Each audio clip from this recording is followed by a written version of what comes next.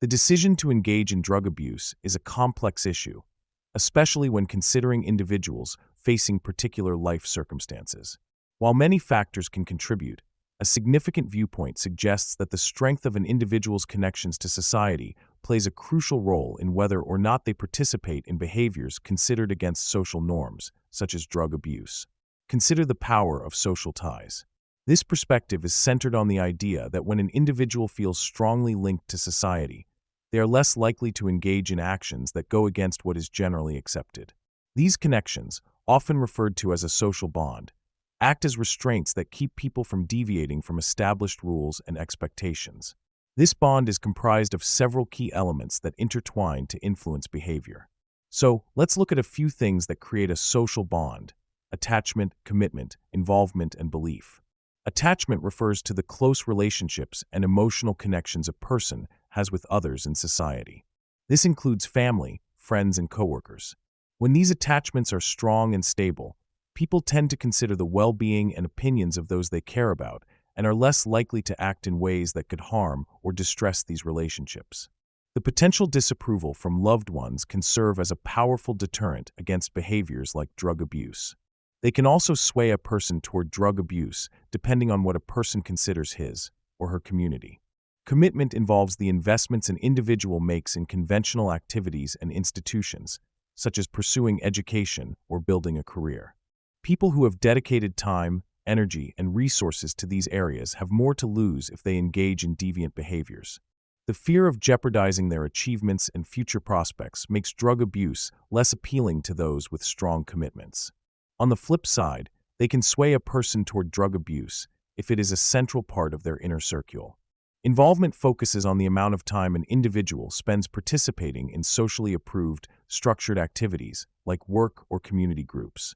The more time someone is engaged in conventional endeavors, the less time and opportunity they have to become involved in deviant activities such as drug abuse. A busy schedule filled with positive engagements can naturally limit exposure to negative influences and risky behaviors because they don't want to lose what they have.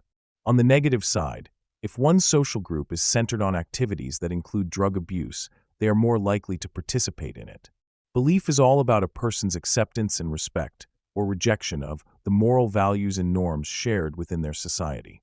When people strongly believe in these rules and consider them to be morally valid, they are more likely to abide by them. Conversely, those who question or reject these societal norms may be more prone to engaging in deviant behavior, including the misuse of substances. Today we see a noticeable weakening of social connections to tradition, especially among segments of society who feel detachment. For example, persons with disabilities may experience a weakening of these crucial social bonds because activities often require physical ability. This can increase their vulnerability to drug abuse. Negative public attitudes and societal barriers can contribute to feelings of isolation and detachment. Minority communities may also experience a similar detachment. If a group feels detached and isolated in the greater community, they may face negative perceptions and be socially devalued, making it difficult to form and maintain strong social attachments.